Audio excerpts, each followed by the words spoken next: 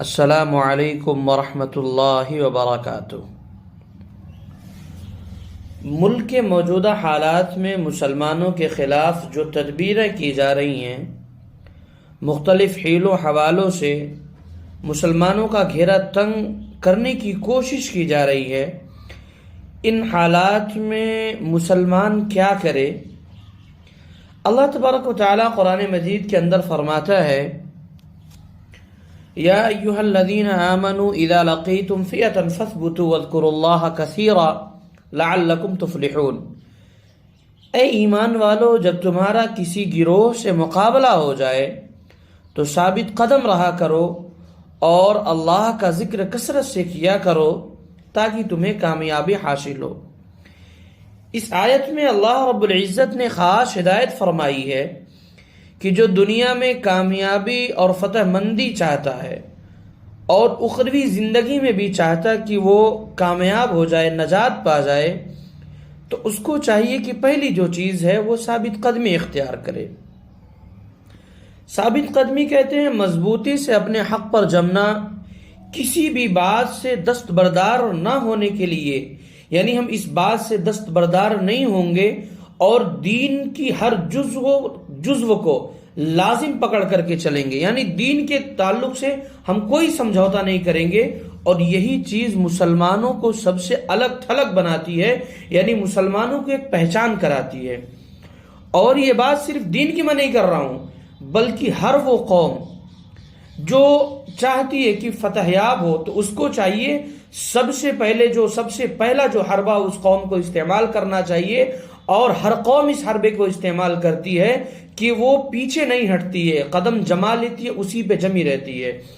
تو ثابت قدمی اختیار کرنا،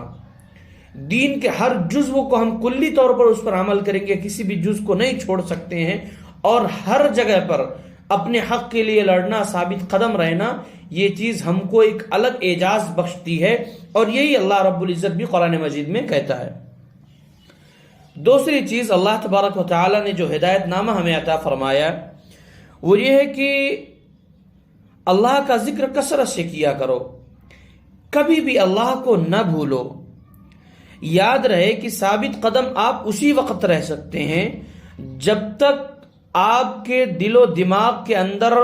آپ کی جسم کے اندر لفظ اللہ دوڑ رہا ہو، اللہ کی محبت دوڑ رہی ہو۔ بغیر ذکر کے یاد رکھیں آپ کبھی بھی ثابت قدم نہیں رہ سکتے ہیں، آپ کو استقامت حاصل نہیں ہو سکتی ہے۔ تو یہ استقامت حاصل کرنے کے لیے، اپنے پیر کو جمانے کے لیے اللہ رب العزت کا ذکر بہت ضروری ہے، جو کہ اللہ رب العزت قرآن مجید میں اس آیت کے اندر جو دوسرا ہدایت نامہ دیا ہے وہ یہ چیز ہے۔ تیسری جو چیز ہے وہ یہ ہے کہ باطل کی حقیقت اور کمزوری، یعنی مسلمان کو اس بات پر قائم رہنا چاہیے کہ ہمیں قرآن و سنت پر عمل پیرا ہونا ہی ہونا ہے، اور جب مسلمان یہ عمل کر لے گا، یعنی قرآن و سنت نے جو ایک رب کی عبادت کی تائید کی ہے اور باقیوں کی نفی کرتا ہے، تو اسی سے باطل کی کمر ٹوٹتی ہے اور اسلام کا بول بالا ہوتا ہے، اسی سے شیطانوں کو مارا جاتا ہے۔ اور جب تک یہ تین چیزیں ہم اپنے اندر نہیں لائیں گے، حالات ہمارے موافق نہیں ہو سکتے ہیں، کیونکہ اللہ رب العزت نے سیدھی بات کہہ دی، اذا لقیتم فئۃ فاثبتوا۔ جب آپ کا کسی بھی گروہ سے مقابلہ ہو جائے گا، تو یہ گروہ کوئی خاص گروہ کا تذکرہ تو اللہ نہیں کہہ رہا نا،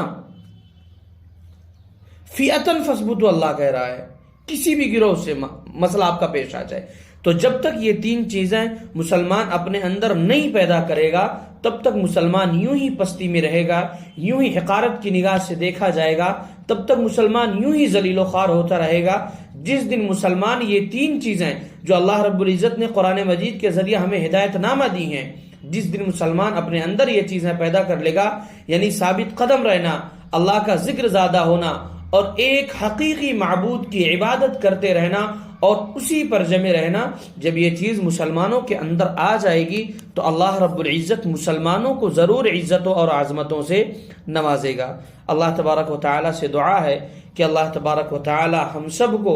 ان آیات اور اس ہدایت نامے کے مطابق زندگی گزارنے کی توفیق عطا فرمائے۔ والسلام۔